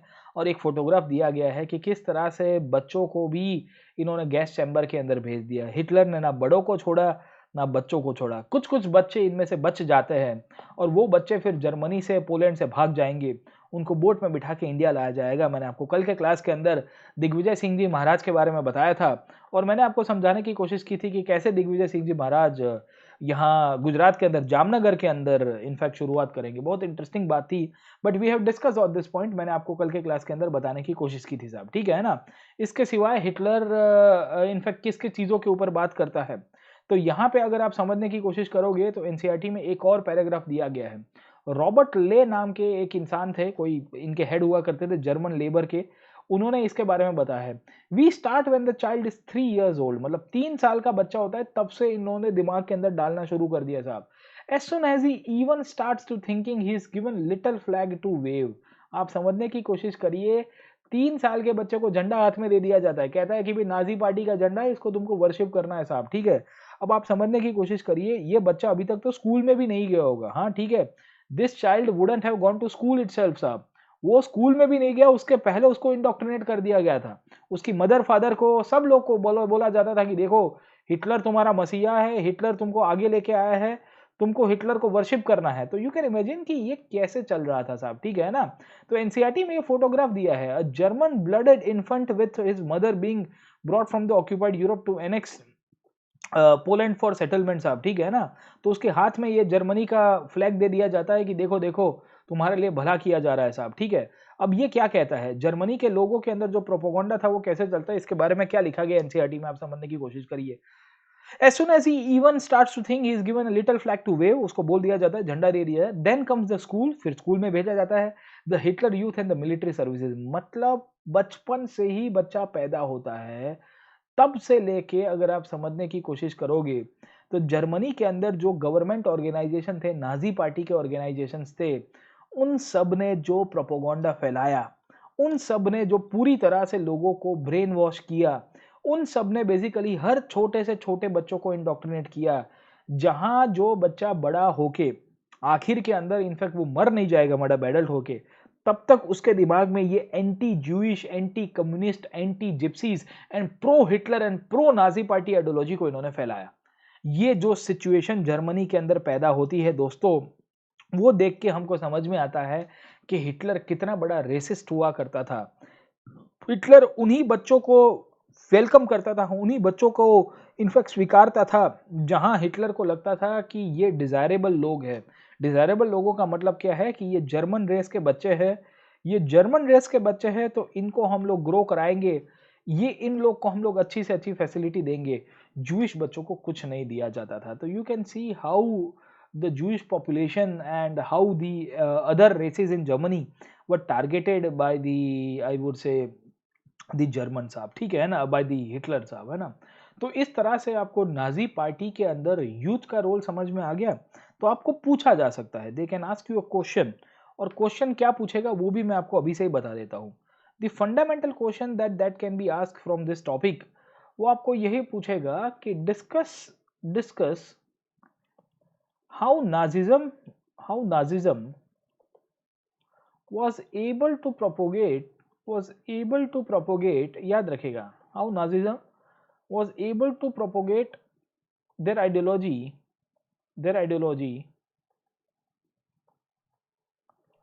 by targeting the youth population, by targeting the youth in Germany। समझे कि नहीं समझे, है ना। दिस इज अ क्वेश्चन, ये आपको 10 मार्क्स के लिए पूछा जा सकता है, या 12.5 मार्क्स के लिए जनरली पूछा जाएगा, 10 या 12.5 मार्क्स के लिए पूछा जाएगा, 15 के अंदर नहीं पूछेंगे ये प्रकार के क्वेश्चन साहब, ठीक है ना। तो अगर आपको ओवरऑल सिनेरियो पता चल गया है यूथ को लेके, तो मैंने आपको समझाने की कोशिश की कि क्या सिचुएशन थी जर्मनी के अंदर, और किस प्रकार की इनफैक्ट कहानी बन जाती है जहां जर्मनी के लोगों को टारगेट किया जाता था। एंड वी फाइंड कि जो नाजी पार्टी थी, ये नाजी पार्टी ने इनफैक्ट जो सिचुएशन है वो बेसिकली पूरी तरह से हाथ में ले ली थी।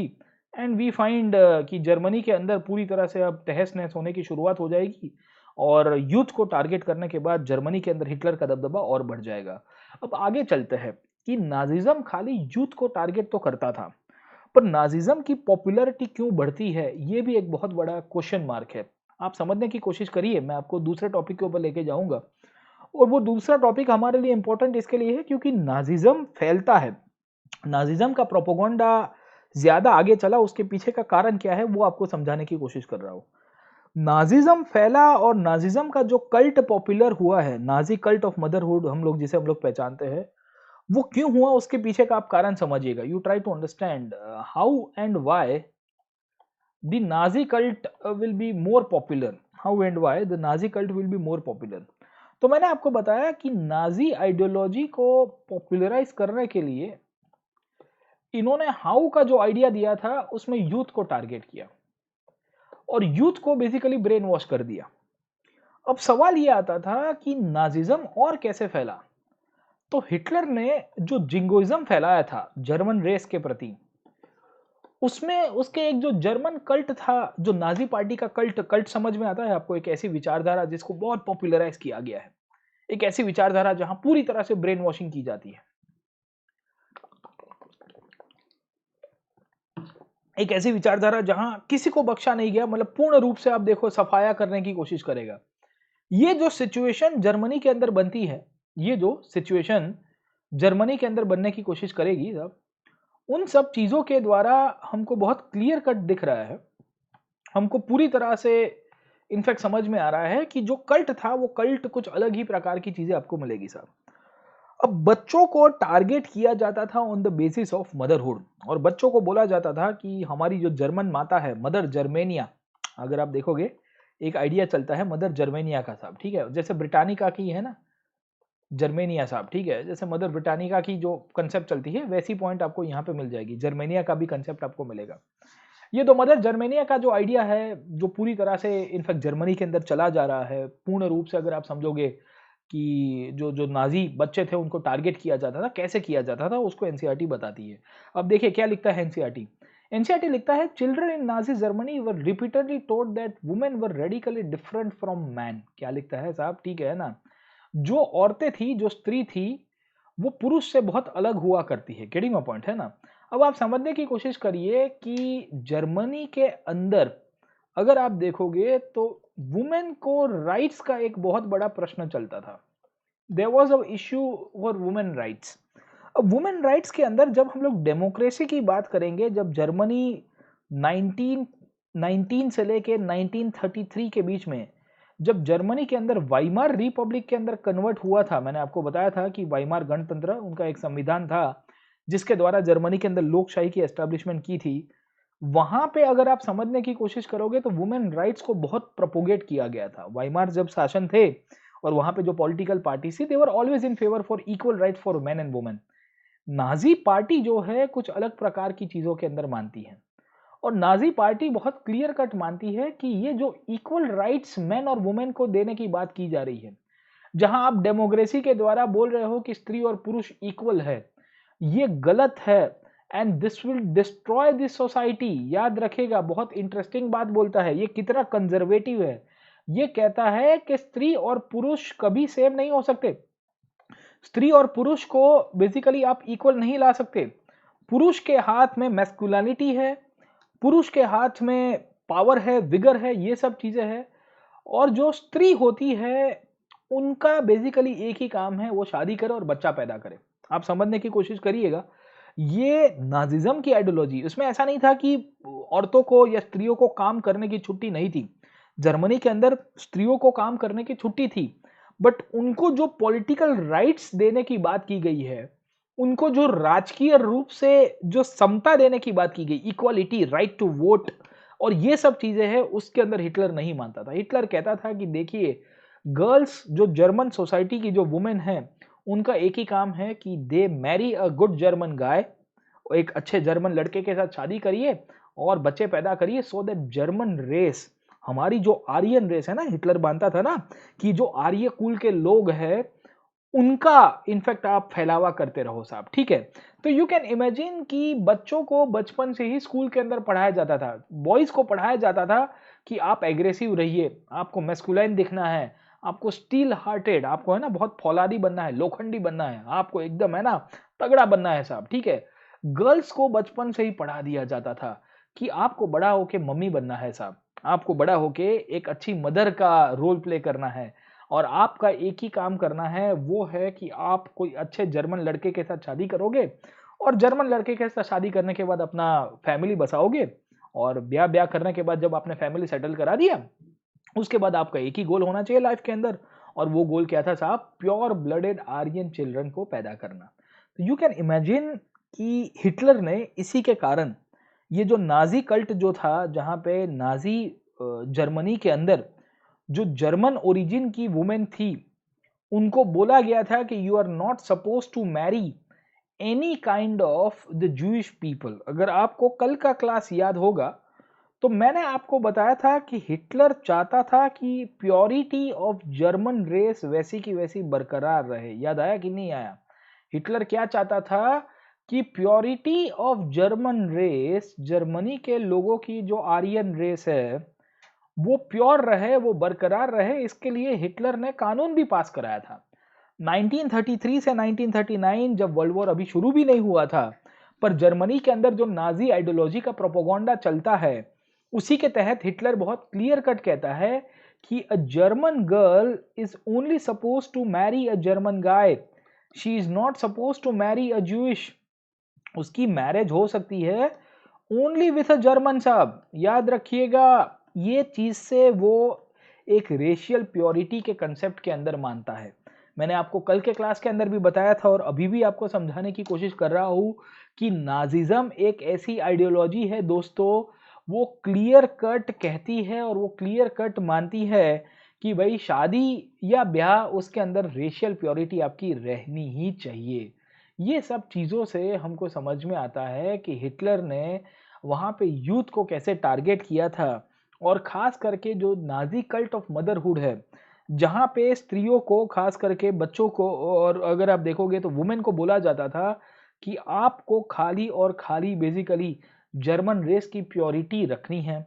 आप प्योरिटी तभी रख पाओगी when you distance yourself from the Jews and you look after the home and teach their children the Nazi values. आप घर संभालिए, बच्चों को बड़े कीजिए, बच्चों को वैसे संस्कार और वैसे मूल्य दीजिए, बच्चों को वैसे संस्कार और वैसे मूल्य दीजिए जहां पे हमारी नाजिज्म की जो आइडियोलॉजी है, ये नाजिज्म की आइडियोलॉजी पूरी तरह से पॉपुलर रहेगी। गेटिंग माय पॉइंट है ना?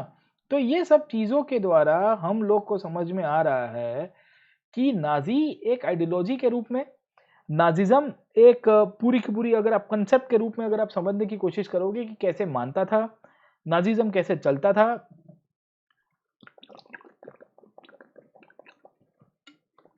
और नाजिज्म के अंदर जो आर्यन कल्चर और आर्यन रेस का जो रोल है, उसमें वुमेन को बेसिकली बहुत बड़ी मात्रा में इनको रोल दिया गया था। और इनका रोल यही था कि they can be good mother, they need to teach their children. और हिटलर ने बहुत क्लियर कट 1933 के अंदर इसको लेके प्रोपोगेट किया।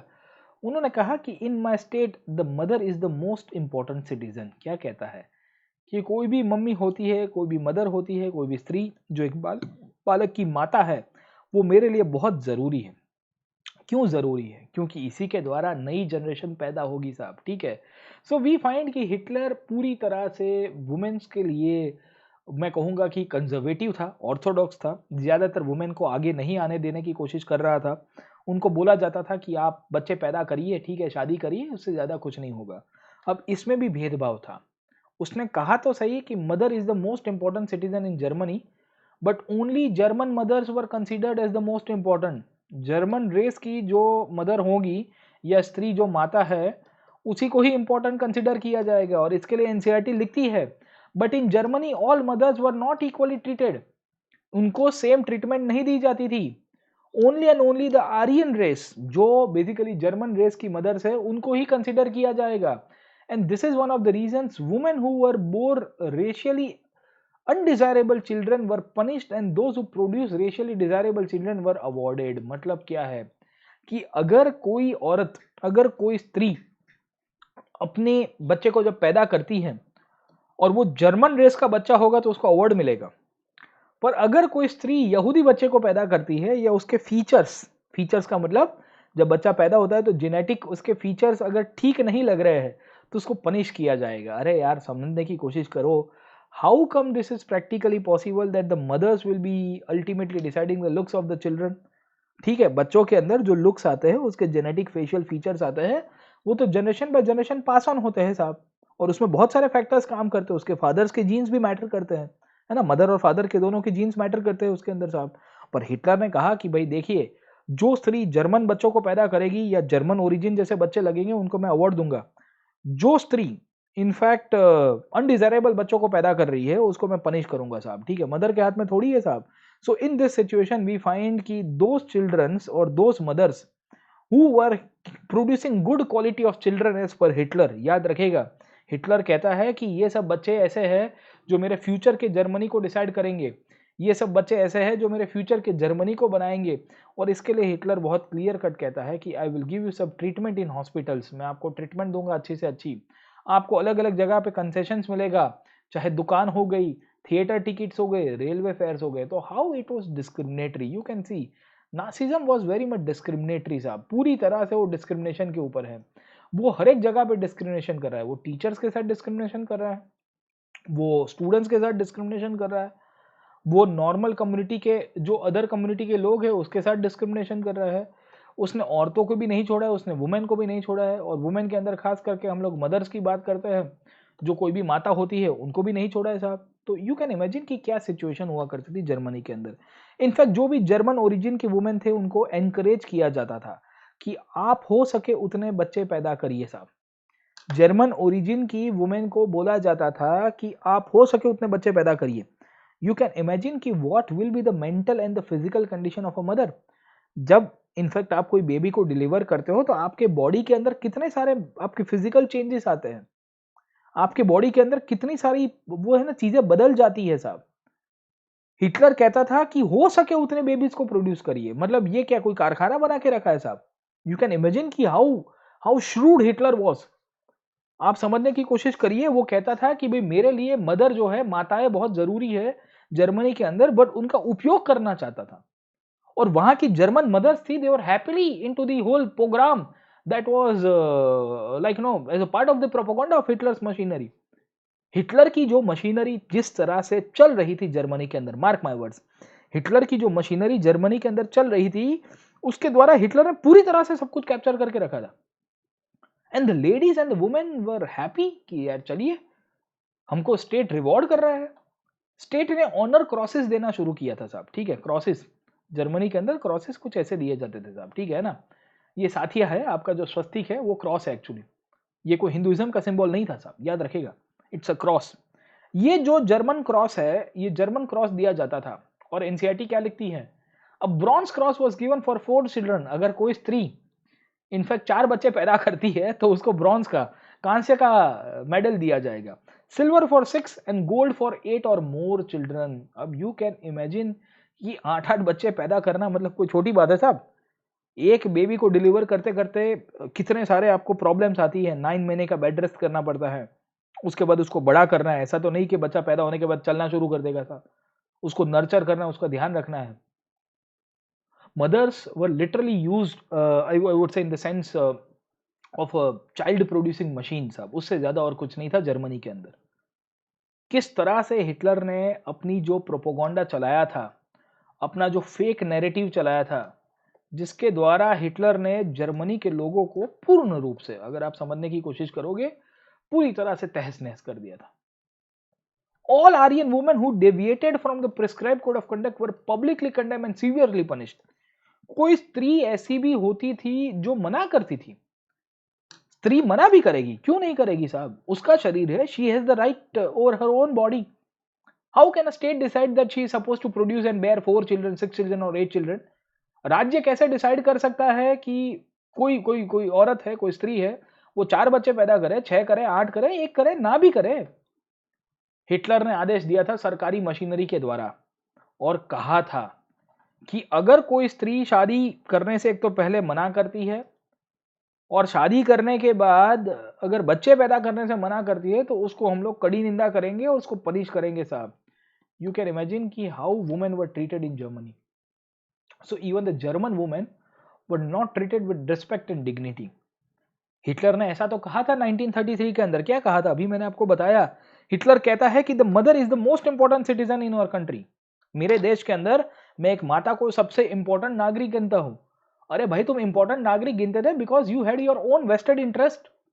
तुम इंपॉर्टेंट नागरिक गिनते थे क्योंकि तुम्हारी खुद की वहां पे ऐसी आइडिया थी बिकॉज यू वांट कि more and more children should be produce so that the pure German race की पॉपुलेशन बढ़े और फिर उनको मैं मिलिट्री में लाऊं। और बच्चों को तो आपने इंडोक्ट्रिनेट करना शुरू कर दिया था, मैंने आपको बताया हाउ द चिल्ड्रन वर इंडोक्ट्रिनेटेड। अभी हमने पढ़ा कि 3 साल की बच्चे होते थे उनके हाथ में झंडे दे देना, 14 साल तक आते आते उनको छोटे ऑर्गेनाइजेशन में जोड़ना, 14 से 18 में हिटलर यूथ और 18 के बाद तो मिलिट्री ज्वाइनिंग, ठाई ठाई करना शुरू कर दिया।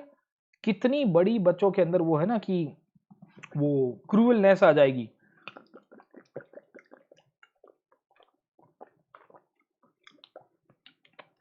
ये सब सिचुएशंस के अंदर हम लोग जो नाजिज्म की आइडियोलॉजी है उसको समझ में आता है कि वो कैसे वुमेन को ट्रीट किया करते थे। यही नाजिज्म की जब हम लोग बात करेंगे, उसने वुमेन के लिए अलग अलग कंडक्ट बनाए थे, पोल्स कोड ऑफ कंडक्ट बनाए थे और डिसाइड किया था कि ऐसी कोई भी औरत, ऐसी कोई भी स्त्री, if she is maintaining the contact with the Jewish, Polish and the Russian people, यहूदी लोग, पोलैंड के लोग और रशियंस के साथ, उनको बेसिकली परेड किया जाता था। अगर कोई स्त्री होती है, उसका हस्बैंड जर्मन ओरिजिन का ना होते हुए जू का हो सकता है, मतलब he can be of the Jewish origin, उसका रिलीजन जूइश है, he can be of the Russian origin, वहां पे बहुत सारे जर्मनी के एम्पायर के अंदर उस टाइम पे रशियंस भी रहा करते थे। उनको बोला जाता था कि तुमने गद्दारी की है कौम के साथ, तुमने गद्दारी की है सोसाइटी के साथ। उनके बालों को शेव कर दिया जाता था। यू कैन इमेजिन कि हाउ वुमेन वर परेडेड। उनके उनके चेहरों को काला कर दिया जाता था। ठीक है, हम कहते हैं बुरी नजर वाले तेरा मुंह काला साहब, ठीक है। जर्मनी के अंदर इस प्रकार का प्रोपोगंडा चला कि वुमेन को कैसे उन्होंने टारगेट किया। अगर कोई भी स्त्री जर्मन राज्य के नियमों को नहीं मानती है, and if she is marrying outside her religion and race, she will be punished. And punish कैसे? बाल उड़ाना, she will be punished by blackening the faces. उनके बेसिकली अगर आप देखोगे तो गले के अंदर एक प्लेकार्ड लगा देना, बड़ा सा एक पोस्टर होता है ना, वो लगा देना, और उनके पोस्टर के ऊपर लिखा जाता था कि I have sullied the honour of the nation. मैंने अपने देश की प्रतिष्ठा, मैंने अपने देश की परंपरा, मैंने अपने देश के साथ गद्दारी की है। यू कैन इमेजिन की how ruthless Hitler was. He was not having any kind of compassion towards the women और आइदर विद द चिल्ड्रन और द मेल पॉपुलेशन। सब बहुत सारी वुमेन को क्रिमिनल ऑफेंसेस के रूप में जेल में भेज दिया गया। इफ दे डिनाई कि I do not want to bear 4 children, I am still marrying a German guy, मैं एक जर्मनी के लड़के के साथ शादी करने के लिए तैयार हूं, पर मुझे 3, 4, 5, 10 बच्चे पैदा नहीं करने हैं, मेरी मर्जी है। आई डिसाइड कि how many number of children I can bear. मेरी शारीरिक क्षमता भी होती है ना, खुद की अपनी फिजिकल कैपेसिटी भी होती है, पूरी जिंदगी यही कर रहा है। जेल में डाल दिया गया हिटलर के द्वारा।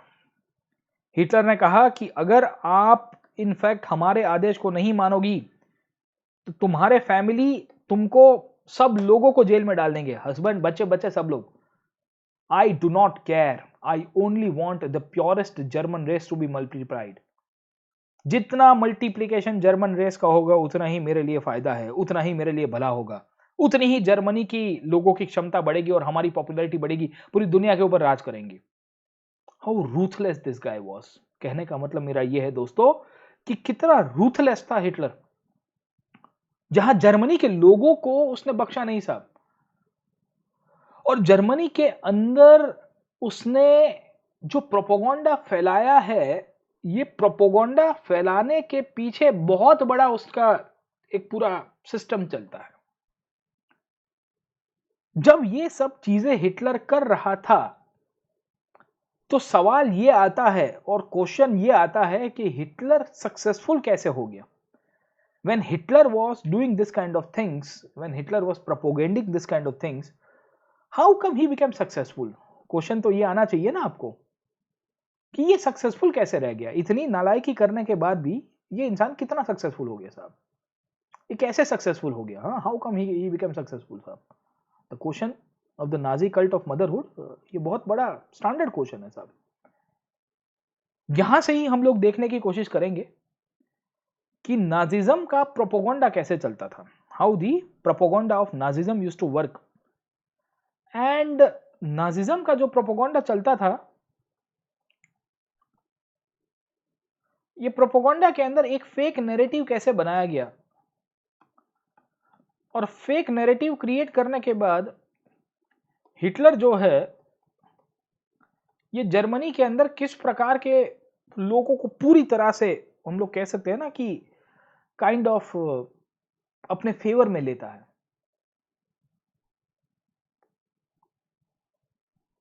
हिटलर का एक मिनिस्टर था गोबल्स। पता नहीं आप में से कितने लोग ने इसका नाम सुना है। Goebbels was the propaganda minister of Hitler. उसका काम ही था कि स्टेट के लिए एक नैरेटिव गढ़ना। नैरेटिव बनाने का मतलब समझ में आता है ना आपको। उसका काम ही यह था कि suppose to make a narrative for the state. क्या करना है, कैसे करना है, किस तरह से हिटलर की इमेज बननी चाहिए, लोगों को कन्विंस कराना है। मेन तो कन्विंस कराना है। आपको सवाल आना चाहिए कि सर जब 5 मिलियन जूस को मारा गया तो सोसाइटी के अंदर से रिएक्शन आया कि नहीं आया? सोसाइटी ने कुछ बोला नहीं। जर्मनी के अंदर जो पढ़े लिखे लोग थे वो कुछ बोलते नहीं रहे। उनके क्या चेहरे को सील कर दिया गया था कि उनके दिमाग के अंदर पत्थर मार दिया गया था कि कुछ हो गया साहब? जर्मनी को जब वुमेन को बोला गया, जर्मन वुमेन को,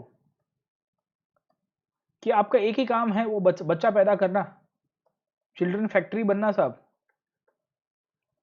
तो उसमें भी सोसाइटी ने रिएक्शन नहीं दिया। क्यों जर्मनी की सोसाइटी कुछ रिएक्ट नहीं कर रही? जब हिटलर ने जर्मनी के अंदर अनडिजायरेबल लोगों को, डिजायरेबल में सब कुछ आ जाएंगे, ज्यूश भी आ गए, जिप्सीज भी आ गए, उसको प्रोसिक्यूट किया, उनके ऊपर इतना बड़ा प्रोग्राम चलाया, तभी भी कुछ नहीं हो पाया, तभी भी कुछ आगे नहीं चल पाया। सवाल आता है क्यों ऐसा? मैं पूछ रहा हूं कि क्यों ऐसा? ये सब चीजें करने के पीछे नाजी प्रोपेगेंडा और नाजी स्टेट का बहुत बड़ा एक रोल प्ले था। और इसी के कारण हम लोग नाजी प्रोपेगेंडा और नाजी स्टेट को समझने की कोशिश करेंगे and will try to understand कि ये पूरी की पूरी उसने जो साम्राज्य बनाई है, ये पूरा का पूरा उसने जो तांडव किया है, that was mainly based on the fake propaganda. And ये जो फेक प्रोपेगेंडा था उसी के द्वारा उसने पूरी नाजी कल्ट, नाजी आइडियोलॉजी को बनाया था। अब आप समझने की कोशिश करिएगा, ये प्रोपेगेंडा बहुत इंपॉर्टेंट है, क्योंकि अगर आप प्रोपेगेंडा नहीं फैला सकते, if you can not create this fake propaganda, तो I don't think people will support you. Hitler ने यह किया है कि एक जो प्रोपेगेंडा जो फैलाया है, जो पूरी तरह से जर्मनी के लोगों को अपने फेवर में लेने की जो पूरी सिस्टम जो उसने बनाई थी, उसके अंदर उसने एक तो लैंग्वेज का बहुत गिन चुन के उपयोग किया, मीडिया का उपयोग किया गया, इन दोनों के द्वारा उसने पोस्टर्स बनाए, इन दोनों के द्वारा उसने स्लोगन्स दिए, एक से एक पोस्टर्स, एक से एक पोस्टर्स, एक से एक स्लोगन बने, और बहुत ही डायरेक्टली जो यूथ पॉपुलेशन है, जो एडल्ट पॉपुलेशन है, उनको पूरी तरह से अपने फेवर में लिया। इन्हें कुछ कुछ अपनी जो एक्शंस थी, ये एक्शंस को जस्टिफाई करने के पीछे, या जस्टिफाई करने के लिए हिटलर ने पूरा एक माहौल क्रिएट कराया। और हिटलर की जो प्रोपेगेंडा मिनिस्ट्री थी गोबल्स के द्वारा जो चलती थी, जोसेफ गोबल्स नाम था उसका, कभी गूगल करेगा आपको मिलेगा, मेरे प्लस कोर्स के ऊपर आएगा, मैं समझाया है, यही चीज को समझाया डिटेल के अंदर। इन्होंने अलग अलग प्रकार के शब्द कॉइन किए, उपयोग किया, और लोगों को बताया कि ये जस्टिफाइड है, इसमें कोई गलत नहीं है साहब। अब जैसे यहूदियों को मारना, तो उसके लिए कभी भी इन्होंने किलिंग और मर्डर नाम का शब्द यूज नहीं किया कि हम यहूदियों को मार रहे हैं, हम यहूदियों को पूरी तरह से खत्म कर रहे हैं। उसने मास किलिंग्स, जो बड़ी मात्रा में लोगों की हत्याएं की, उसके लिए शब्द यूज किया कि इनको ट्रीटमेंट के लिए लेके जा रहे हैं, we are taking them for treatment, special treatment. इनके लिए बोला गया कि आपको फाइनल सॉल्यूशन दिया जा रहा है। जर्मन सोसाइटी के अंदर जो उसने क्लास डिवीजन क्रिएट किया था, ज्यूज वर्सेस नॉन ज्यूज को लेके, जर्मन्स वर्सेस जूइश को लेके, उसने कहा कि यहूदियों का अंत आ गया है।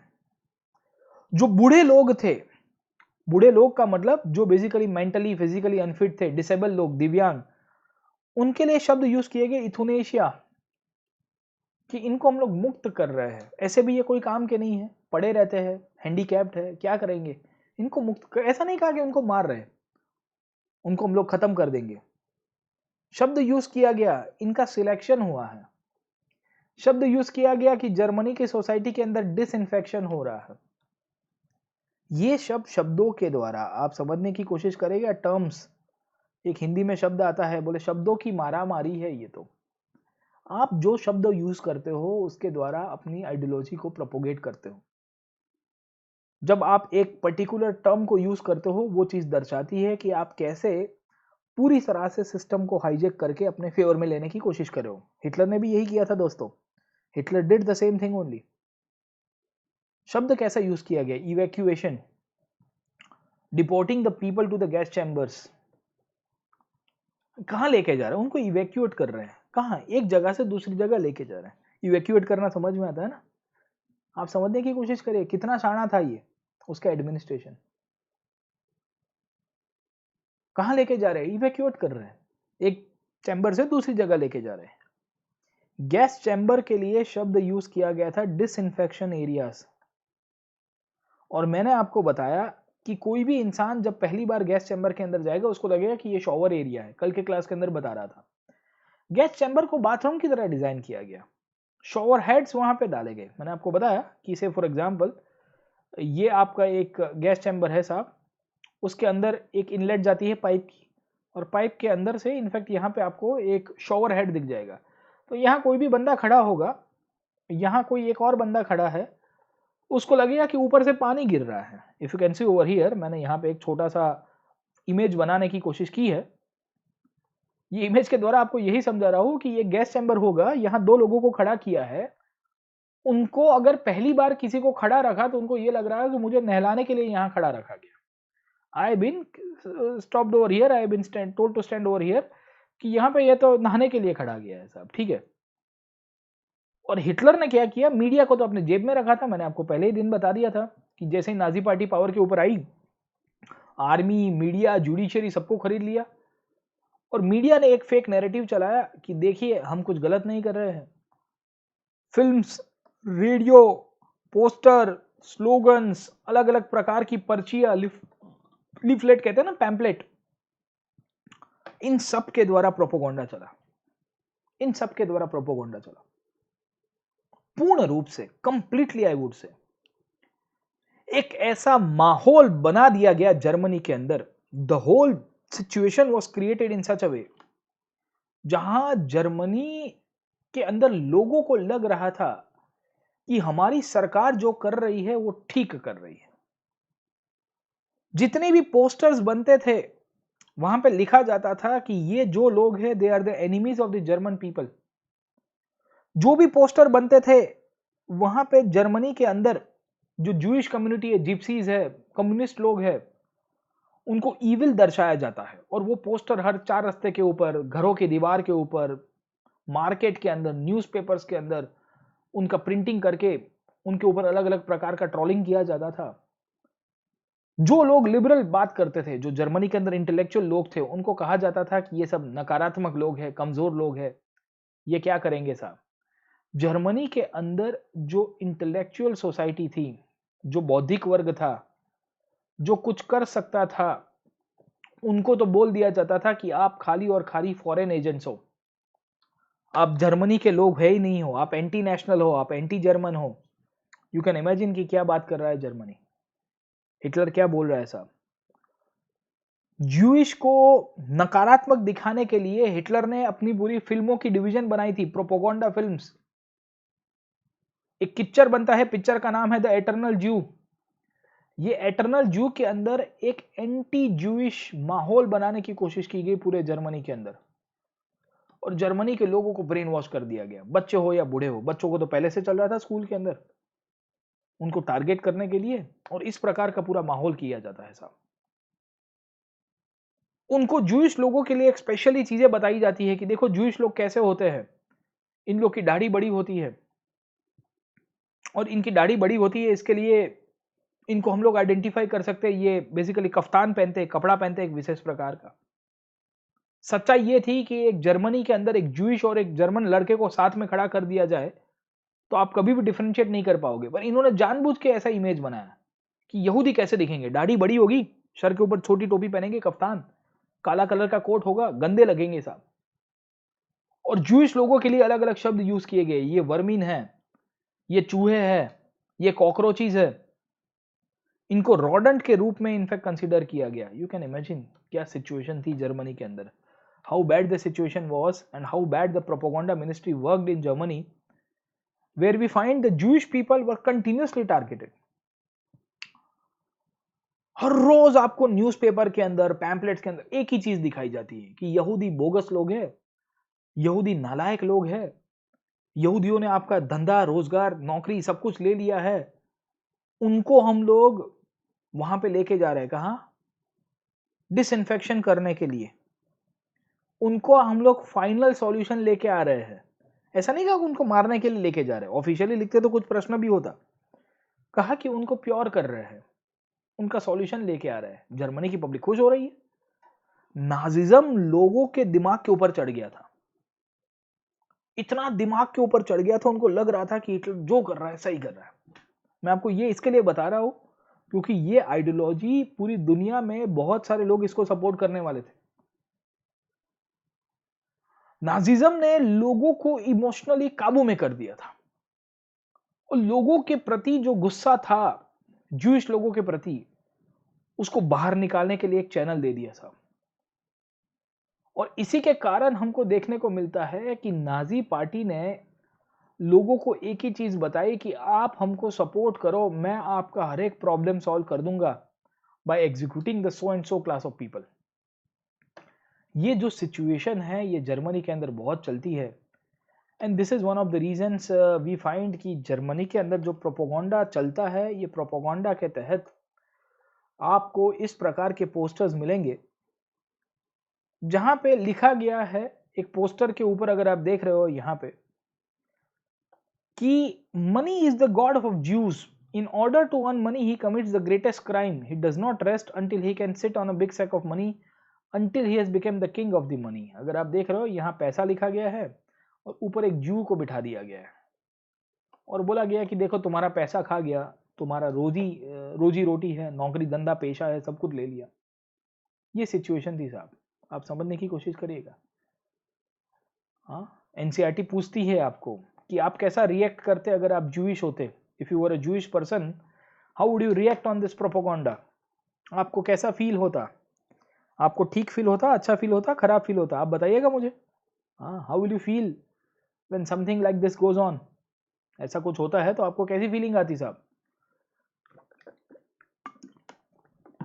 ये सिचुएशन थी जर्मनी में, this was a situation in Germany. Nazi party ने जो ब्रेन वॉशिंग किया था लोगों का, पूरी तरह से ब्रेन वॉशिंग किया था, बहुत गलत था, it was very bad. Posters लगवाए, ऐसे पोस्टर तो बहुत सारे मिलेंगे आपको। जैसे अगर आप देख रहे हो तो हिटलर ने अपना प्रोपोगंडा चलाया। प्रोपोगंडा में क्या बताया, नाजी पार्टी का 1920s का फोल्डर, जहां वोटर्स को बोला गया था कि आप हमको वोट करिए, you please vote for Hitler.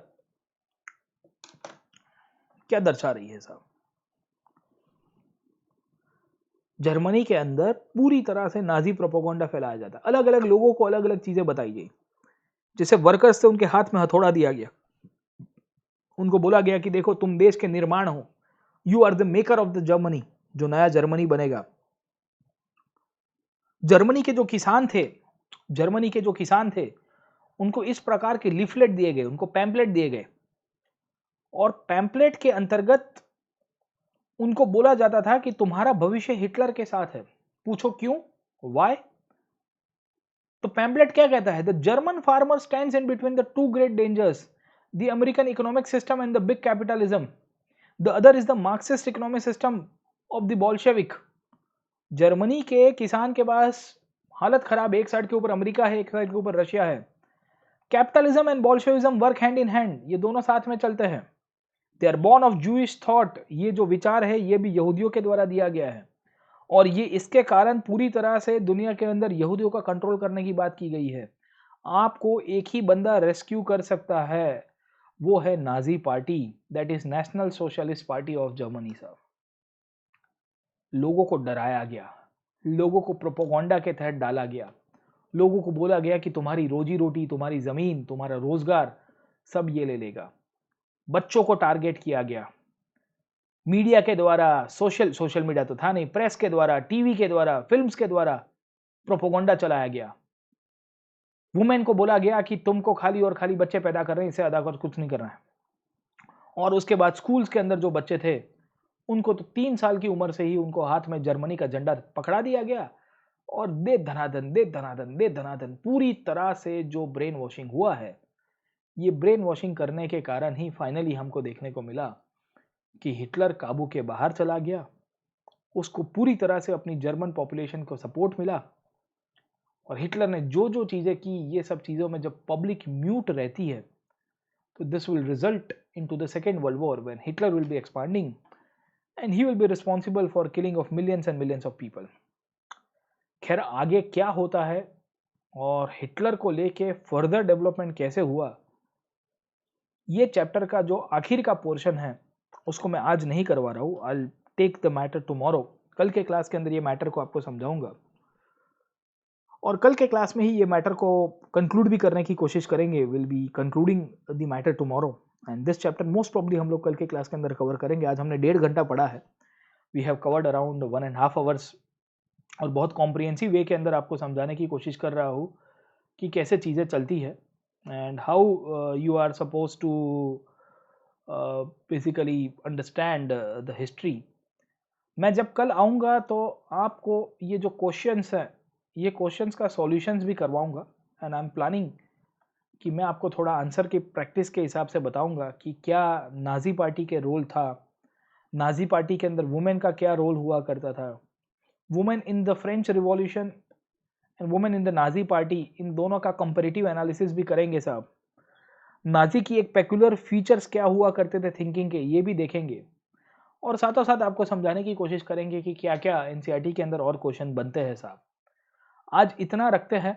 I will conclude the class today. Hopefully आपको एनालिटिकल थॉट्स में ज़्यादा मज़ा आया होगा।